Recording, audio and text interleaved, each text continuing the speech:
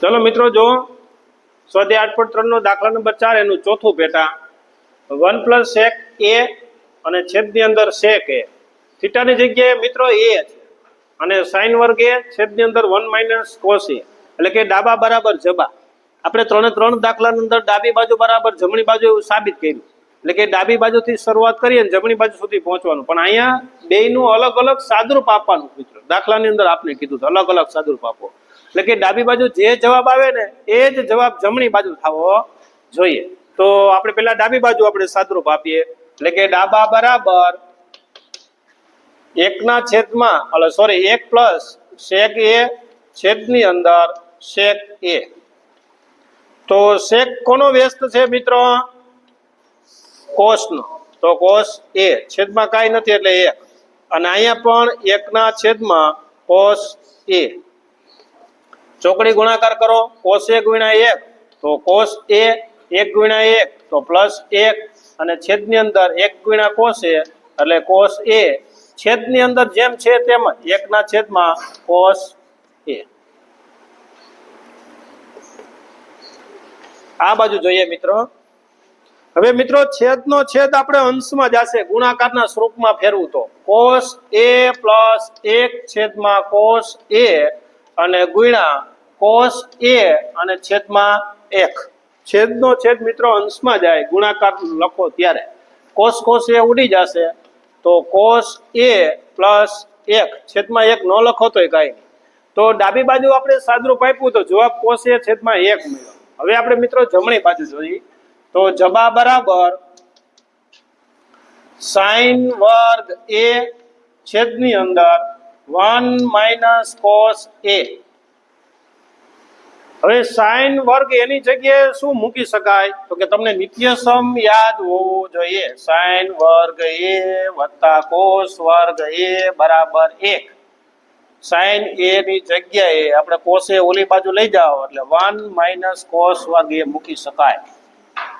જો sin વર્ગ એની જગ્યાએ 1 - cos વર્ગ મૂકી શકાય તો મૂકો 1 - cos વર્ગ a છેદની અંદર જેમ છે તેમ જ. હવે કઈ મિત્રો યાદ આવે છે તમને? જો અહીંયા તફાવતની રીત થશે, 1 નો વર્ગ એ કહી શકાય તો 1 નો વર્ગ - cos વર્ગ a અને છેદની અંદર 1 - cos a. બે બાજુ વર્ગ છે, એકમાં વધતા ને એકમાં ઓછા તો 1 - cos a અને 1 + cos a અને છેદની અંદર 1 - cos a. તો મિત્રો જો cos a ઉડી ગયું એટલે કે 1 + cos a. તો જો મિત્રો બેયનો જવાબ સમાન આવ્યો. 1 + cos a ગયો કે cos a + 1 ગયો તો આપણે લખી નાખીએ જેમ છે એમ જ cos a + 1. તો બંનેનો જવાબ છે મિત્રો અલગ અલગ સાદરૂપ આપ્યું તો બંનેનો જવાબ છે એ સરખો મળ્યો. એટલે કે પાંચમું પેટા મિત્રો આપણે જોઈએ તો ચોથું પેટા તો મિત્રો સરળ હતું. હવે આપણે જોઈએ પેટા નંબર 5. તો મિત્રો આમાં શું કરશું તો નિત્ય સમયે આપણે આપી દીધું હોય કે કોસેક વર્ગ a + 1 - cot વર્ગ a નો ઉપયોગ કરીને cos a - sin a + 1 અને છેદની અંદર cos a + sin a - 1 આવું આપણે સાબિત કરવાનું છે. cosec a + cot a એટલે કે ડાબા બરાબર જબા થઈ જવું જોઈએ. તો ચાલો મિત્રો જોઈએ રકમ. તો ડાબા બરાબર cos a - sin a અને +1 છેદની અંદર cos a + sin a અને -1. મિત્રો અહીંયા ધ્યાન રાખજો. હવે આમાં શું કરશું મિત્રો? તો આમાં કોઈ જાતનો પ્રશ્ન નથી એટલે તમારે સીધું ડાબી બરાબર જમણી બાજુ જોવું પડે હું સાબિત કરવાનું છે. હવે હું દરેકને સાઈન વડે ભાંગીશ, દરેકે દરેક પદને જોજો. cos a ભાંગા sin a minus sin a ભાંગા sin a, દરેક પદને sin a અંશમાં અને છેદમાં બંને બાજુ અને છેદની અંદર જેમ કર્યું ઉપર અંશમાં એમ જ cos a sine a plus sine a ભાંગા સાઇન એ માઇનસ 1 ભાંગા સાઇન એ. તો મિત્રો દરેક પદને મેં સાઇન એ વડે ભાંગ્યું. હવે તમે પ્રશ્ન એવો કરશો કે સાહેબ તમે સાઇન એ વડે શું કામ ભાંગ્યું? પ્રશ્ન થાય જ તમને 100% થાય કે સર સાઇન કોસ વડે કેમ ના ભાંગ્યું, કોટ વડે કેમ ના ભાંગ્યું? તો મિત્રો આપણે આમાં જોઈએ. જો આ કોસ છે મિત્રો, એ કોનો વ્યસ્ત છે? કોશેક એ કોનો વ્યસ્ત છે? તો 1/, સાઇન એ. અને કોટનું સૂત્ર શું થાય મિત્રો? કોસ છેદમાં સાઇન. આ જો મિત્રો, જો તમે કોશેક છે એ 1/, સાઇન અને કોટ છે એ કોસના છેદમાં સાઇન. જો બંને છેદમાં શું આવ્યું? બસ એટલા માટે, કારણ કે તમારો જે તમને પ્રશ્નો થાય એના નાના આપણે પણ બધા સોલ્યુશન આપશું. એટલે 1/, સાઇન એ અને કોટનું કોસે છેદમાં સાઇન એ, એટલે દરેકને મેં ભાંગી નાખ્યું સાઇન એ. હવે મિત્રો, તો કોસ છેદમાં સાઇન કોટ, કોસ છેદમાં સાઇન એટલે કે કોટ એ. સાઇન ઉડી ગયું એટલે ત્યાં કાંઈ ના વધ્યું, એટલે 1 -1 પ્લસ 1/, સાઇન કોશેક, કોશેક એ. અને છેદની અંદર અહીંયા પણ કોટ એ અને આ ઉડી ગયું પ્લસ 1. જો અહીંયા -1 હતું તો -1, અહીંયા પ્લસ છે તો પ્લસ, અહીંયા 1 - સાઇન એટલે માઇનસ કોશેક. ચાલો હવે આપણે તો જોવાનું છે, ઓલી બાજુ નજર હોવી જોઈએ કે ક્યાં અમે પહોંચી. હવે મિત્રો શું કરશું? પદ ફેરવશું. તો પેલા મિત્રો પદ ફેરવી ગયો એટલે ખ્યાલ પડી જાય. કોટ એ વત્તા કોશેક એ અને -1 અને છેદની અંદર પદ જ ફેરવું ખાલી. કોટ એ માઇનસ કોશેક એ અને પ્લસ એ. જો મેં ખાલી પદ ફેરવાયો, માઇનસ હતું એમને, પ્લસ હતું એમને, ખાલી પદ ફેરવાય.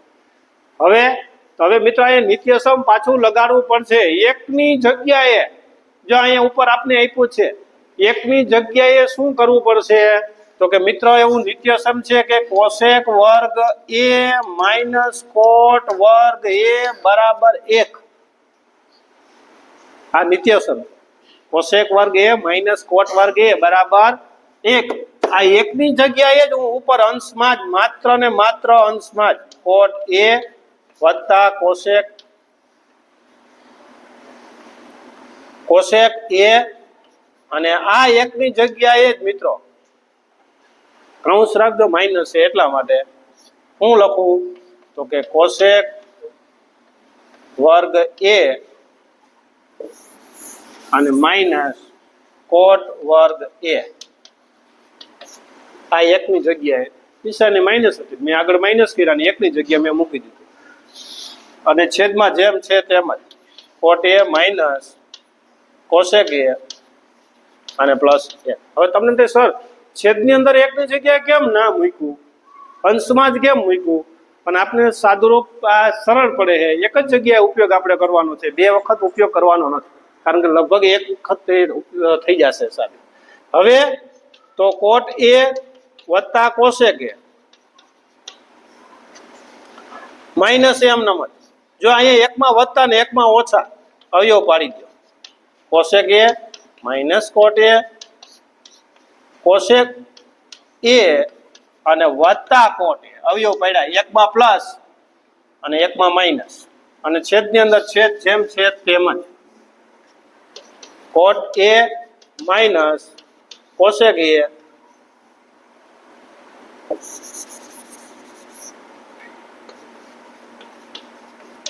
અને પ્લસ 1.